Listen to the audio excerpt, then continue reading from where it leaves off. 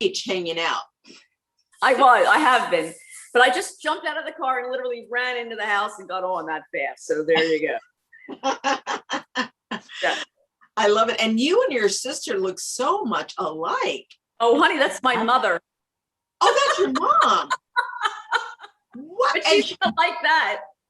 Yeah, that's a good thing. Yeah. Oh my gosh, I love it. Okay. Isn't she the splitting image? Yes. She is. Yes. I thought you guys were twins.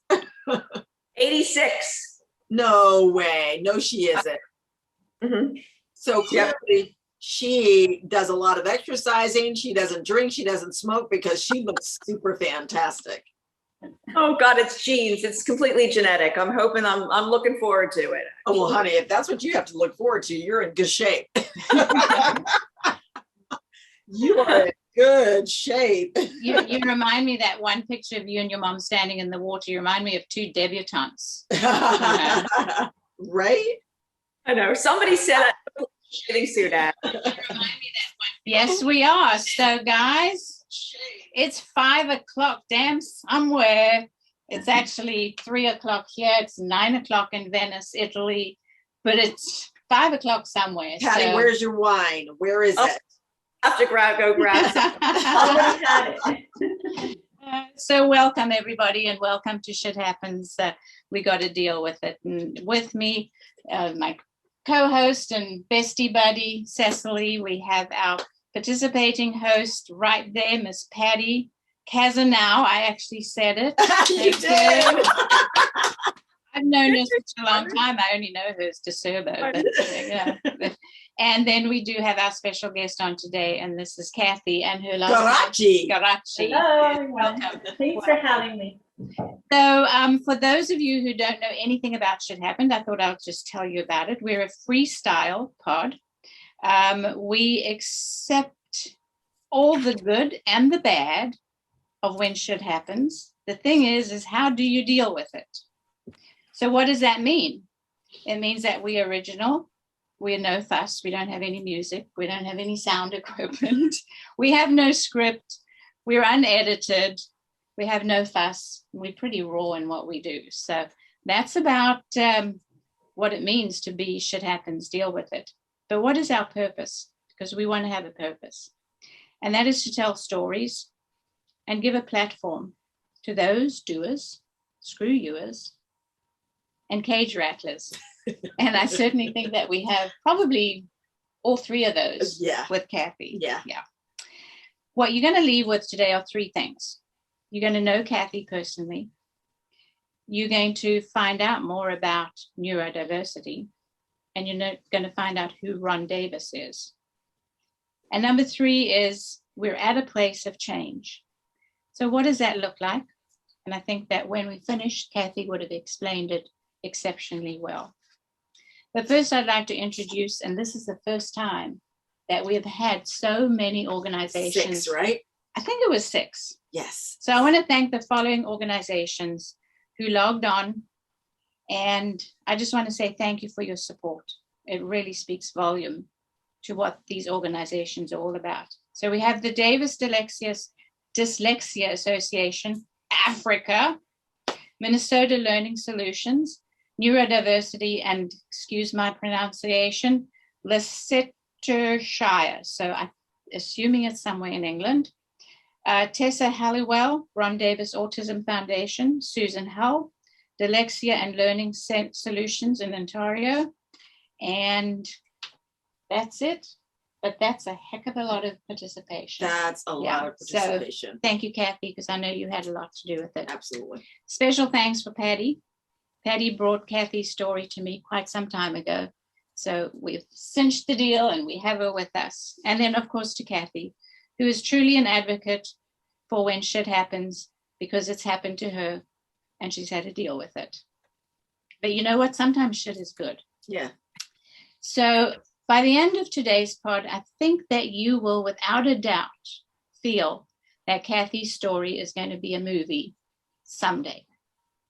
I think could easily see that. Easily. With Kathy's story are going to be hundreds of other stories because of these organizations. And I, quite frankly, want to be a part of that.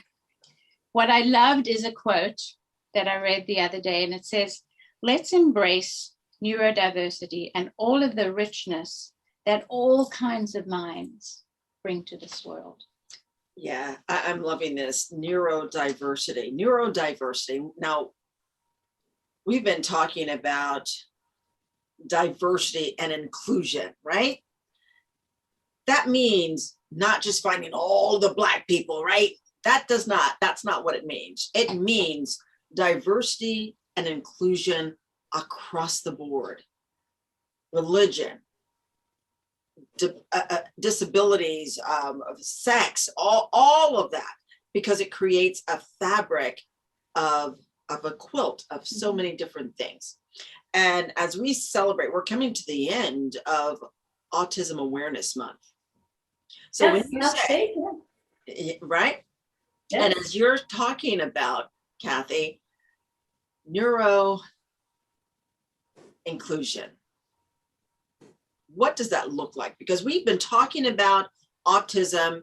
There's so many cases that we've heard about, we've seen of things that didn't happen the way that was supposed to, because we didn't know enough about this spectrum. So I want you to talk to us more about autism and what we need to be aware of so that we are inclusive with that intellectual level of learning that they do, because they are brilliant. Yeah. It's not your old Forrest Gump type of guy, right? But first, Also, talk about story. how- Hold on, Kathy. talk about Hold on, the- Patty. Hold on, Patty. Hold on, Patty. Go ahead. I want Kathy to tell her story, because That's what I'm- backstory. right, because that's really a big piece of how it, shit happens. Okay, so fun fact though for everyone is how we're connected, because Margaret, Patty, and I all worked at the same store in retail in the same city at different points in our lives, and we found out that we all sat at the same desk and in the same Shut chair. the front door. No, we should. In Altamont, Florida. So this is just, the universe doing its magic. Yes. Our paths didn't cross then, but they did now. So, the fun part about my story, I think that Margaret wants everybody to know, is how I actually ended up in Venice.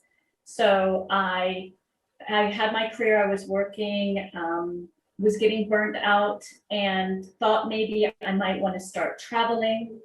And that just got pushed by the fact that I happened to be in Italy and I met my husband.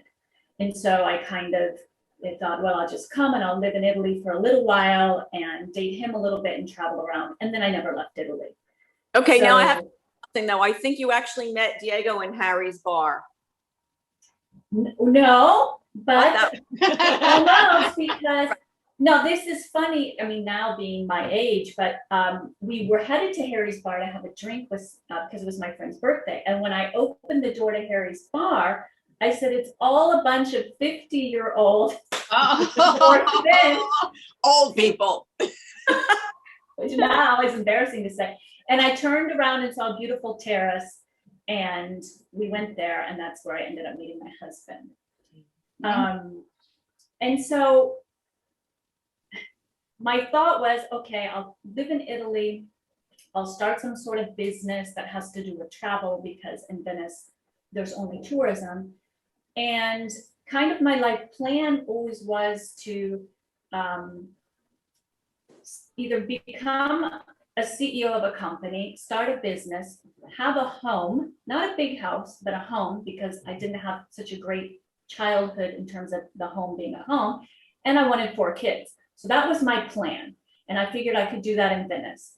So fast forward, after I've been here a few years and I'm 31 and I don't have any of those things. My husband had become a gondolier, and we were temporarily living at his mother's house. And one day I was sitting on the bed and I thought, well, if I want to accomplish these things, I maybe have to switch the order. And so I decided to start having a family. And always kind of in my head would be, once I wanted my kids really close together. And then once the youngest one was in elementary school, I would start some sort of business. And so when my daughter was born was when I realized that my son, who was 2 at the time, was not developing normally. Okay, I don't like to use that word. I don't like to say I had a problem. I don't like to say it's challenged, but he had lost his language. He was developing normally, and then he had closed himself off in his world, and he had lost his language. And so my life plan completely changed. I mean, obviously at that point, he became, I was recently talking to somebody said, oh, he became your business. And, deal with it. I didn't even think about having to deal with it. I just did. It was just, he just became, my whole world. And the problem about it with it at the time was nobody thought he was autistic, though, if this was happening in 2021, they probably would at this point. But did So you have any inkling, Kathy? Did you have any inkling that it was autism? No, because he didn't check all the things, right? So he had so back then it was if there was no eye contact, if they didn't want to be touched and held, they didn't have language. They had a checklist that now is very broad, right? Because there's so much more autism now than there was. He was like the beginning of this epidemic that they're calling of autism. I believe the statistic right now is 1 in 58 children born today will be on the spectrum of autism. 1 in 58? 1 in 58, and understand that is probably already dropped because the CDC studies every 2 years, they take 8-year-olds and they see how many 8-year-olds are autistic. And so the most recent one would have been probably, I should know this, but I don't, but it was probably around 2018. So those kids were probably born in 2010 or 2012, somewhere around that. So it keeps getting lowered every year. And the why that is, we don't know. So that I'm going to interrupt you because, because I don't know, and these are all questions of, just question because I don't know, not a, ignorant curiosity, right? But I've heard so many things that speculate shots, vaccinations, right? That's the reason why, you don't get vaccinations for your child because that could cause autism. Then I heard there was something that, some dye in macaroni and cheese, the yellow dye causes that. I mean, these are all things that I've heard, but I don't know how much truth, or is there some semblance of realness in that? Well, I think the truth is in the believer, not necessarily in the science. I think different people, there are people who believe it's vaccinations, there's people who believe it's pesticides, there's people who believe it's other medicine, there's people who believe it's purely genetic. I want to say probably science is saying it's genetic with perhaps some environmental factors. Throughout history, there have been moments when there's been a higher autistic population, which is quite interesting. During the Renaissance, there was a very large autistic population. So, sometimes I think it's just evolution of man and what we're being given that we don't understand why it's here and how important it is to have the neurodiversity that we have. And there's a lot more dyslexia and ADD right now. Why is that? Is it an environmental cause or is it something going on with evolution? So, you're going to get people believing different things. I have to tell you quite honestly, I was never interested in the cause. I was interested in how to help my son. Yeah. I somehow knew that working on the cause, I wasn't going to get anywhere. So if we ever know one day what it is, I mean, personally, I believe that it's always been around. And like I say, I personally believe we're just getting more of it because we need it. But it doesn't necessarily, it doesn't necessarily get you anywhere because when you start focusing on the cause, you start focusing on wanting to cure something and cancel something and not understanding what the positive aspects of what's happening is. But going back to my story, I didn't, no one would give him the label of autism, which for a lot of people, they thought that was great because, well, if he's autistic, then it's going to be more difficult to help him. But for me, the label didn't matter. It was just tell me what to do. And I really wasn't getting anywhere. And so this was in 2002, 2003, 2004. So it seems weird, but there wasn't really anything on the internet back then. Yeah. You know, I really wasn't finding anything. And so I did a lot of things that were for autism or for auditory processing disorders because he wasn't speaking. And it was clear he didn't understand me. And I tried many, many things. And to give you guys a visual, I got to the point where if a new, method would help me like that much of my pinky, no matter how much money it cost, no matter what it was, I was happy because we were moving forward. And I also researched a lot of things that I excluded. So the things I didn't do weren't because I didn't find them. I was probably finding almost everything that was out there, but many things I just thought were too negative or trying to change, were very, kind of aggressive towards not respecting the individual, but the way the therapy was done. And what was very important for me during this whole process is, and I don't know how I knew this, but I didn't want to squash his personality and the gifts that he had in the process of trying to help him understand and be able to interact in our physical universe that we live in. And so this was at 2 years old that shift started to take place. Yes, yes. And then you knew then that you were going to do something. Like you said, I didn't care why. What can I do to help my child? You're starting to develop the personality and how he's moving life forward. And what have you determined? And how did you start or engage with the Ron Institute?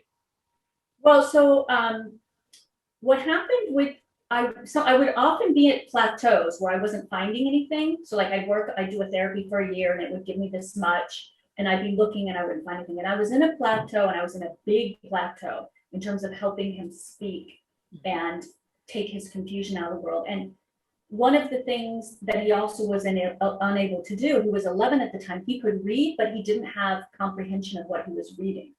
And so I thought, and the speech therapist that I worked with at the time, who was amazing, she wasn't really that interested in working with me on comprehension because he wasn't speaking very much. He was using a few one word sentences. And so she only worked on language. So wait, I just have a quick question. So was that in English or Italian? How were you doing that? We were doing it, but when he began speaking, even in the one words, he was instantly bilingual, which is also really fascinating. And so I decided, okay, well, reading comprehension, I guess I have to look up dyslexia. And I didn't know anything about dyslexia. So, I did what I always do, went to Amazon, ordered a bunch of books. Wait, Kathy, I'm sorry. I want to go back to what you just said. How is he instantly bilingual? That's fascinating to me. I mean, were you speaking both Italian and English in the home and he just picked it up instantly? I mean, how did that happen? And I don't know, but I tell you, and would that not confuse everything for him because he's got to go between two languages? Obviously not. I spoke to my children only in English. And then when he was about the time he turned 4, I realized, well, he's not understanding English or Italian. So I made the choice, which was wrong at the time, but I made the choice to speak to him only in Italian. And I say why that was wrong, because my Italian pronunciation isn't accurate. My grammar isn't accurate, especially that many years ago. My Italian was really terrible. So what was interesting when he was 8 and he started speech therapy, which is really late, but it's because it's Italy and Italians don't push speech therapy as early as Americans do.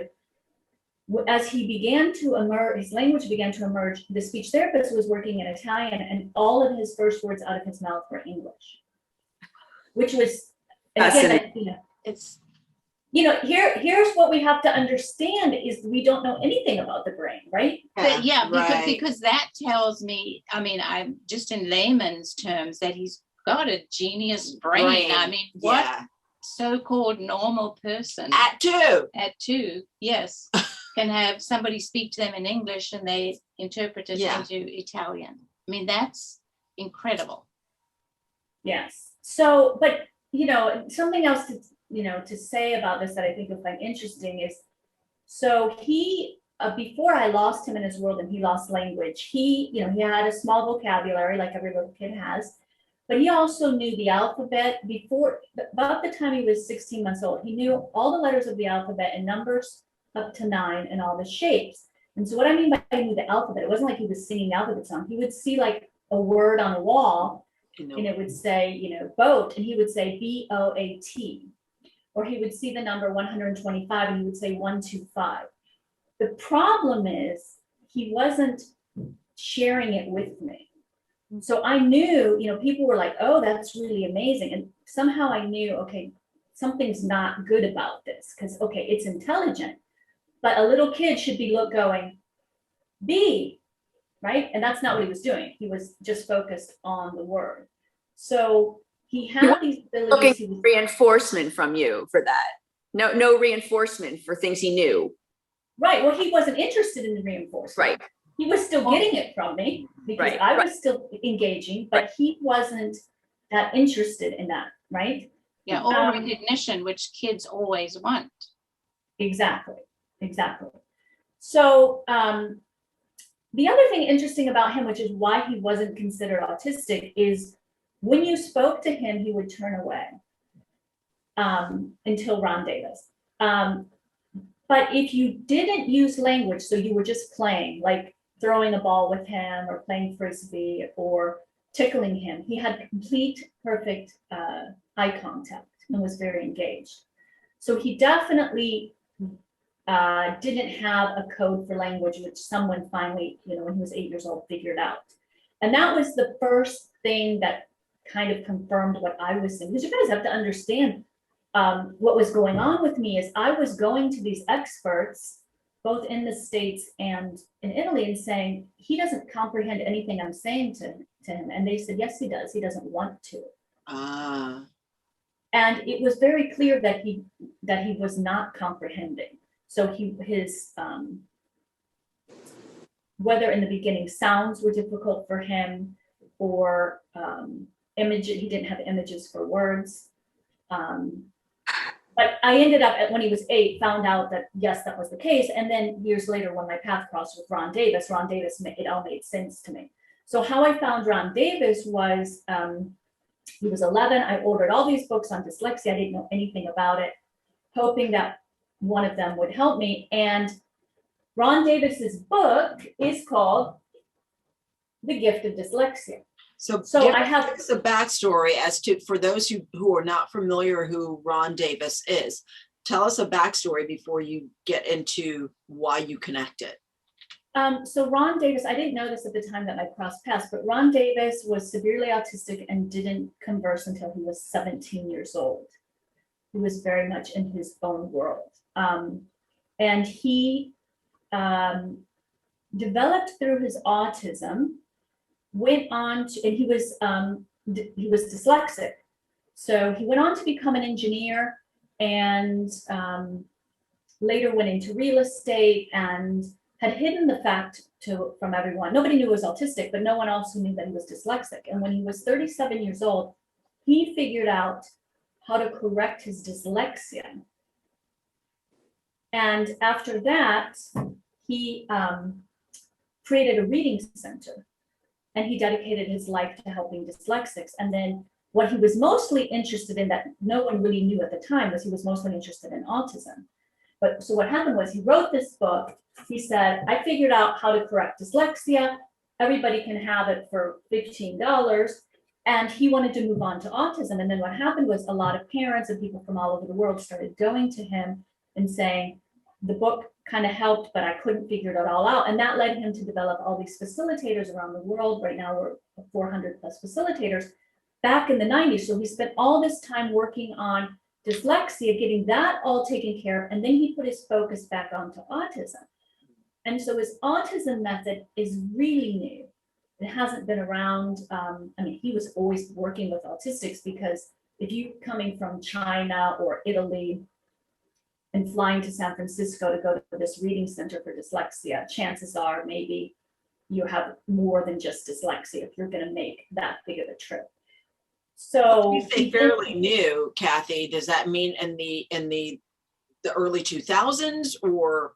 2008 was when he actually had a manual together that the facilitators could start experimenting with It's not that clients. long ago. Yeah. It's not long at all. So I crossed paths in 2011. And so what happened was I called a woman. No one in Italy was willing to work with my son, but they thought that somebody should within the Davis organization because he was nonverbal. And so I connected with a woman in Germany, and she came to Venice, and I just wanted her to come and help me with reading comprehension, but she started talking to me about autism. And I said, he's never been diagnosed with autism. And she started asking me questions like, does he understand cause and effect? And I said, yeah, he understands cause and effect. And she said, are you sure he hasn't memorized it? And I thought, maybe he has just memorized it. So she asked me questions, and what became very clear to me is this woman was not going to come unless she did the autism program and the dyslexia program. So I just kind of said to my husband, look, here's the deal. She's going to have to come for longer. It's going to cost more money. She's going to have to stay here longer. But I want this dyslexia piece. And when she came, she was here for 2 weeks. So this was my visual. So in 2 weeks, like my visual is, my son changed to this much. I mean, he started speaking, he started looking at people, he started understanding the world, he started writing differently, drawing differently, walking differently. So I was blown away, and she said to me, you should become a facilitator. And I said, well, no. I said, it worked. It's working really, seems to be amazing for him, but how do I know that this is, does this for everyone? And then the next thing I knew, a few months later, I was in Paris and I was training. It was kind of one of those, surreal moments when I was waiting for the workshop to start, and I was like, how did I get here? Because something just pushed me there. He's now 21 years old. Yes. So is he independent? Can he live on his own? Oh, I don't know that I have the courage to say, go live on your own. He would say he can live on his own. So he is still not conversing in the way that we're conversing. Okay. So he is finishing tech high school. So he went to, I held him back for a couple years at one point. Another story, not important now. And so he's normally in Italy, you finish high school when you're 19. So he's finishing at 21. So he's in a tech high school, does everything on his own. Okay. He Venetian rows, he does wall climbing, he goes to judo, he runs. So he has he goes everywhere by himself. He can go to the store by himself. He can do all these things by himself. Drive? He can solve problems by himself, meaning even though he doesn't converse. So like one time I thought he had texted me and I thought he got on the wrong boat. And I was telling him, get off the boat at the next boat stop. You have to switch boats. And the next thing I know, he's calling me again, and it's the captain of the boat, the driving the public boat. And he said, your son handed me his phone. And I said, oh, can you tell him to get off? He's on the wrong boat. And he goes, he's not on the wrong boat. Because I don't know what you're talking about. He's on the right boat. So he wasn't able to explain that to me, but he was, he used his intelligence to say, okay, I'll have this person that can talk do it for me. So he would like to be going to university in the States next year. And he's not very happy with the fact that he can't do that because he can't converse yet. Is there any part of you that's nervous about him wanting to do that, wanting to be on his own? Is there any part of you that says, oh my gosh, something's going to happen if I'm not there to protect him? Absolutely. Absolutely, which is not a good thing. Yeah. Which is not a good thing, right?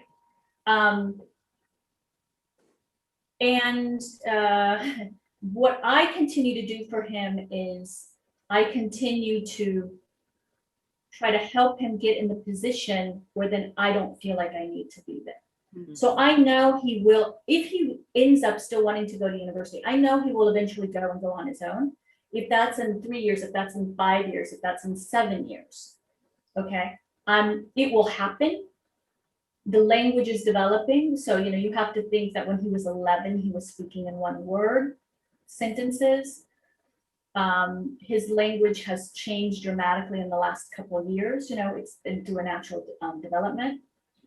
I continue to find things that and understand what it probably is, why he's still disorientating when he's trying to speak, we would say in Davis terms. Kathy, I have three questions, and I'm going to ask you three questions just in case I forget them. So the number one question is, I had read somewhere in some of the articles that you had sent me that autistic people have amazing intelligence, and in actual fact, their IQs are far higher than what we think we are normal people.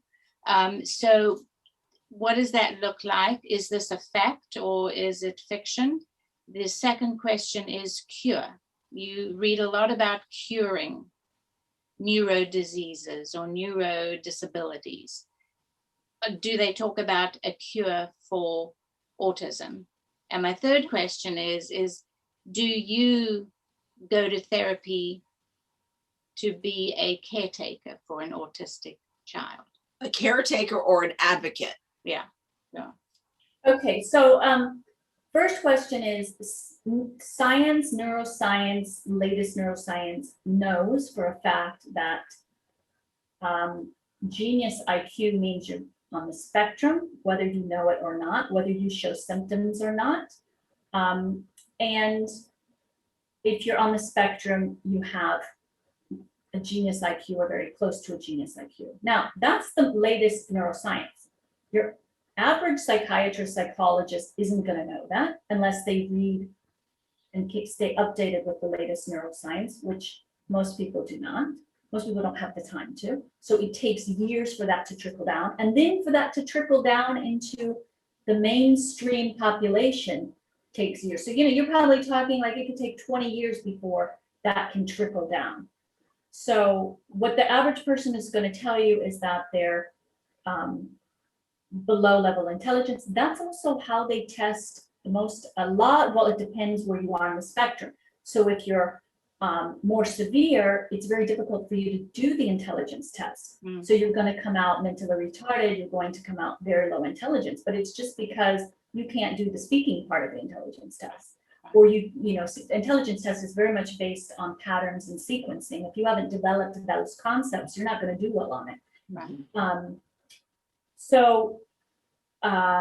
Yes, these are really intelligent individuals, and they're affecting all of our lives way more than we realize. Everything that we love and is innovative, whether in any industry, arts or science or technology, autism's hands are touching it. So could Elon Musk be autistic?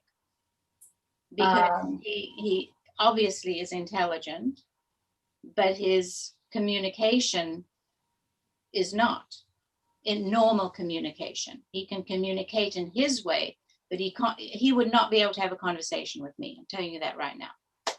Okay, so it's really not fair for me to try to name if somebody's I don't diagnose. But I wouldn't be surprised.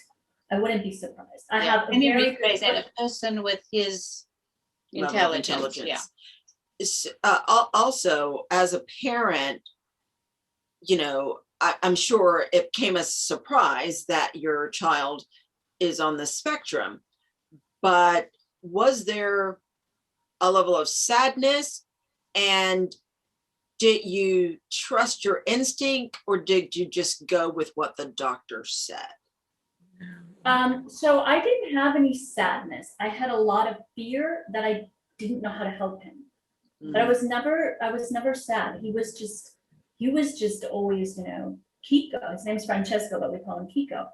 I saw his intelligence. I understood when he was 2 and 3 and 4, but I understood he was playing with the laws of physics and that it wasn't random what he was doing. So I have, I would say one of my gifts as a person is I can see the intelligence in every individual. In fact, I'm the only person, no one has ever agreed with me on this, no one. But I don't believe there's any person who's not intelligent in the world. Thank no you. matter what individual you put in front of me. Thank you. I totally agree. Well, I can see the most severely autistic or mentally retarded individual, and I can sit there and watch the person interact in the world, and I can see where their intelligence is coming through. So I had that gift, which is very fortunate for my son. So one of the first people that started helping me, or that I went to for help, she actually didn't really change him very much, but she said something really important to me. She said, protect his intelligence. Hmm. She said, because he doesn't speak, people will constantly repeat things like at school and have him be doing really, low level tasks and stuff.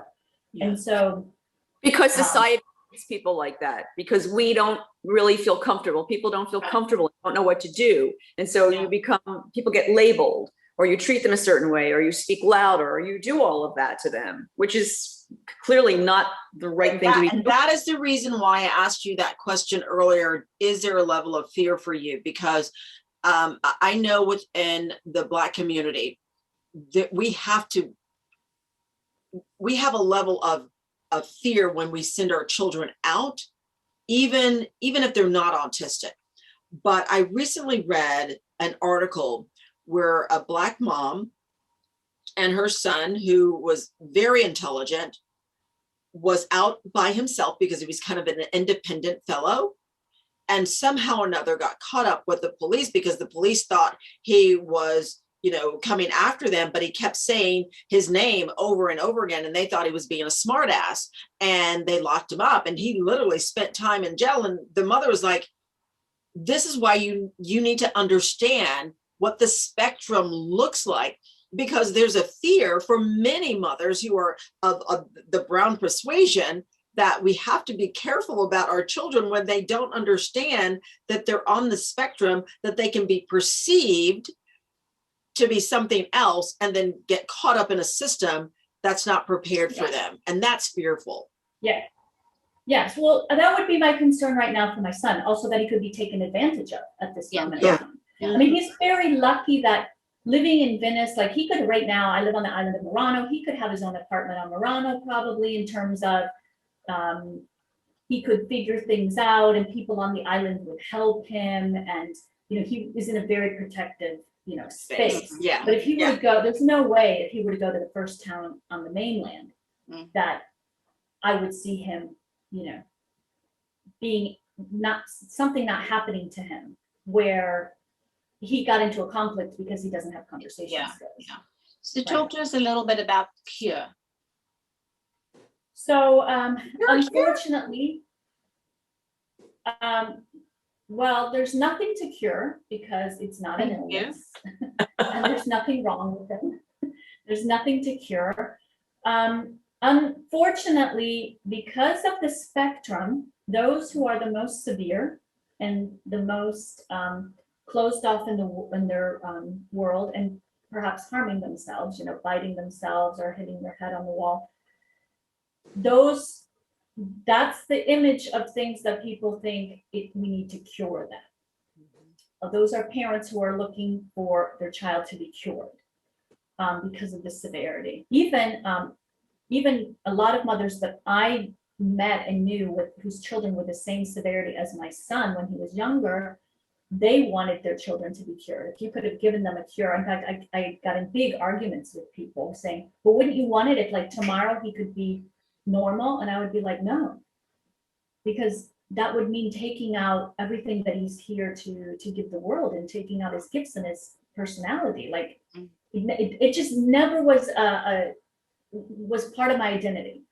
So there's a lot of money going into research trying to cure it. Yeah. Find the genes, find probably some sort of drug to help the brain. You two are very lucky in that you're coming in contact with Ron Davis at the very beginning of learning about autism, because he is the only person that I know of who understands what autism is. And it's completely different than what anyone else in the world is saying. And there's so many levels of the spectrum. It's not a one size fits all. And Exactly. there's so many different variations of it, and how do you understand all of that? Because you really don't know. What's your best advice for a parent who suddenly has to deal with it or is suspecting that this is something that is now going to be their journey? What's your best advice? My best advice would be, listen, it's going to be a long journey. It's going to be, get so much better than what you can see right now. It's going to take a lot of time and trial and error and finding the right people and the right things. And to have, faith that don't have a timeline. Like, just take the journey as the journey. Don't have a timeline. I mean, if I were to ask you guys, how old were you when your mom potty trained you, when the last day you had a diaper on? I mean, this is not something we ask people, right?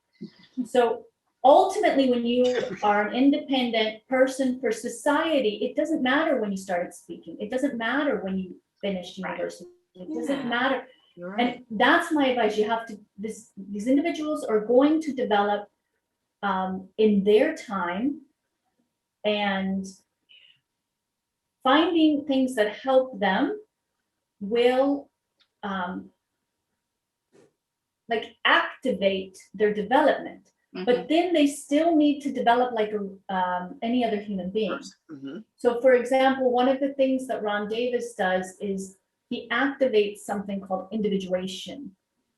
So nobody in the autism world talks about this, but when we're born, we're actually all autistic. Okay, we have no sense of self when we're born. And around the age of 18 months, 2 years, the first time you say your name, when you refer to yourself, and when you say I, we have become we've become an individual who's separate from other human beings. This is a very important part of human development. And this is also when a child will start pointing, because they realize I'm separate from you, I'm going to share this with you. So this is something that autistics develop later, or they haven't developed it at all yet, depending where they are on the spectrum. So once I develop that, I still need to continue developing as a human being. I can't, like, if I develop that later. So Ron Davis describes himself as everything and nothing at the same time until the age of 12. Like at the age of 12 is about the time that he kind of realized he existed. He was in the world and he was figuring out the physical universe. So he's talking about a 12-year delay. This is a person who went on to be an engineer, created an association for dyslexia and autism, traveled the world, television interviews, public speaking. Okay, so anyway, my advice would be it's a journey. Of course, I would say to everybody, you need to run out and find out who Ron Davis is. But the one problem about Ron Davis, I would say, is because he is so, his perspective is completely revolutionary and different from everywhere else, it might not vibrate with you right away. Until you've tried enough things that aren't getting you anywhere, until you're trying enough things that you start learning more about it. So, for example, when the Go ahead. Finish it. When the woman came to facilitate my son, the night before we started, she came to our house for dinner. And my husband said to her, tell me something about my son that I don't know. And she was drinking a glass of water. Oh, I wish I had it for visual. And so she said, what's this? We said, a glass of water. And she drank half of the water. And we said, what's this? And I said, it's a glass of water with less water. And she said, for your son, it's another glass of water. Wow. So what she was telling me was he had never developed the concept of change. So everything in the world, as he was viewing it, was as is. And what we don't realize as human beings, when we're born, we don't have a concept of change. We're just a ball of pure love and in the present moment. And we develop a concept of seeing that things change, and there's a cause and there's an effect and there's a before and after. And these are things that we're developing when we're when we're 1, 2, 3, 4, we're playing and we're experimenting in the world. So my son hadn't developed those concepts. So imagine a world where You can't, nothing's changing. So you're in constant chaos.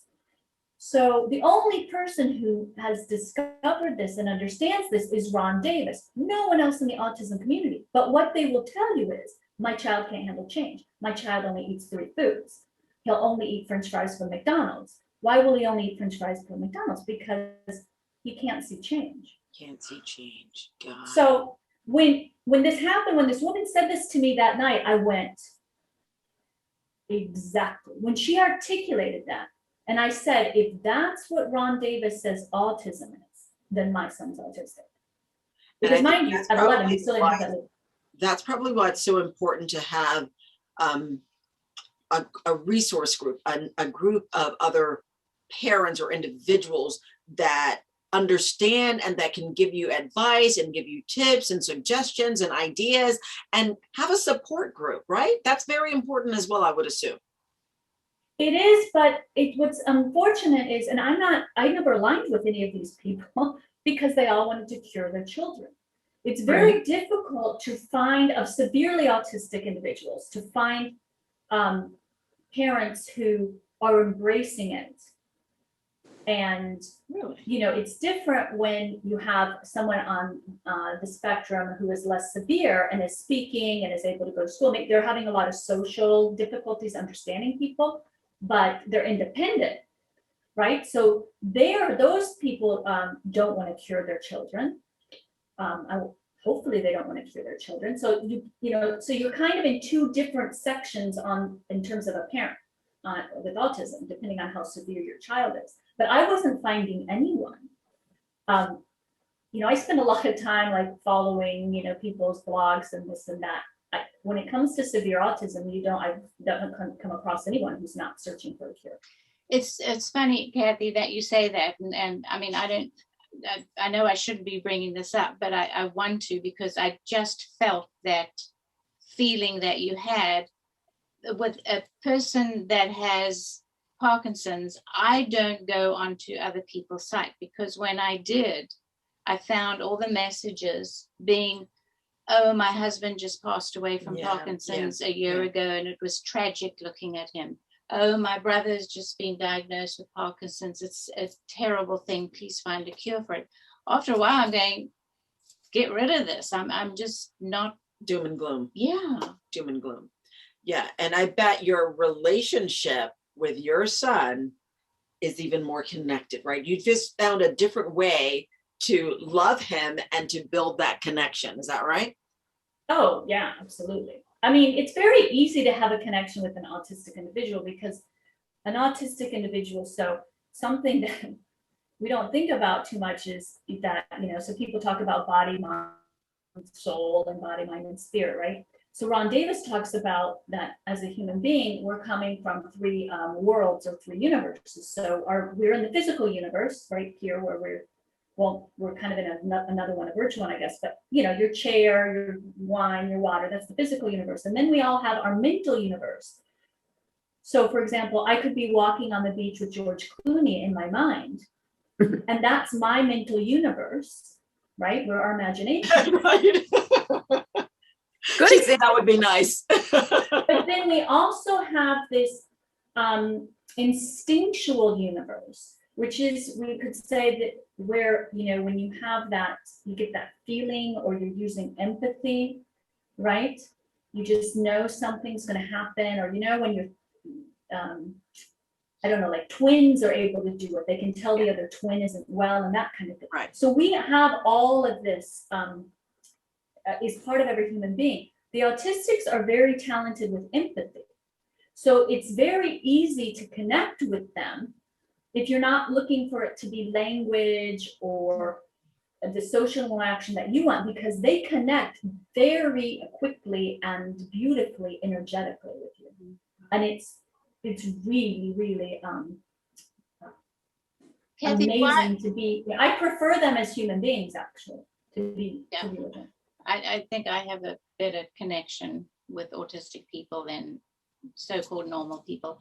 Do you think we're at a place of change, and why do you think so? I think we're at a place of change with neurodiversity. I don't know if we're there with autism. And the reason I think so is, for example, with dyslexia, it's starting to get very known that it's a talent, it's a gift. There's a lot of, there's a lot of people who are dyslexic and they don't People know are they're able to dyslexic. Handle it now.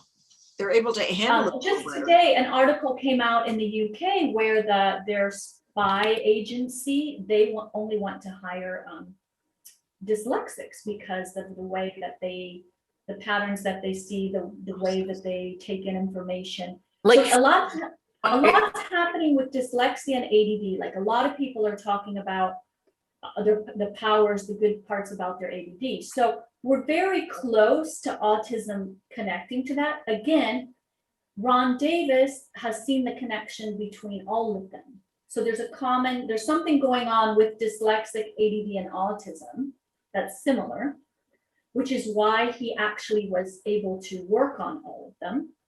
Okay, so is there a change? I do. I think it's, I think we're on the cusp of it. I do. think about like the famous writers, painters, directors, code breakers. I mean, if you look at all those talents, there's probably some dyslexia, all of what you just described is in those people. Yeah. When you made the comment about the Renaissance, it makes perfectly good sense to me. And it makes absolutely good sense to me because there are breakthroughs in so many fields and so many ways in just being human beings. And so you see that as a gift. You see that as a good, wonderful gift that someone's giving and not something to be afraid of. So Kathy, we can talk about this for another hour because this is just, for me, it's fascinating because I just don't know enough about it and just learning more and more. So before we go, I think we should have an episode 2 on the Ron Davis. I was about to say There that. you go. Yeah, yes, exactly. So my Yes, point, that would my be question, wonderful. my statement would be, tell us more about Ron Davis, how they can connect as we say goodbye. And we're going to make this a part 2. Yep. Okay, so they can connect easily with Ron Davis for autism. You go to Ron Davis Autism Foundation. And Maybe there's we can get also, Ron Davis on this call. oh, he's retired and I don't think we could get him on this call. We could maybe get some other people who are also very knowledgeable. There's also a book by Ron Davis called Autism and the Seeds of Change.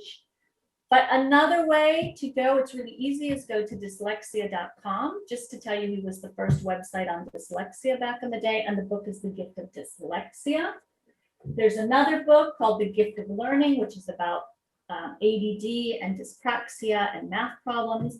So if people want to find out more about Ron, it's, he's been around since the 80s. So there's a lot of information that you can actually get. Well, Kathy, And Really inspiring. thank Yeah. you Yeah. so much for turning the light on for me. I'll speak for myself because I don't know enough, and I'm so grateful to have a little bit more knowledge about this and the children that we love that are absolutely genius. Yeah.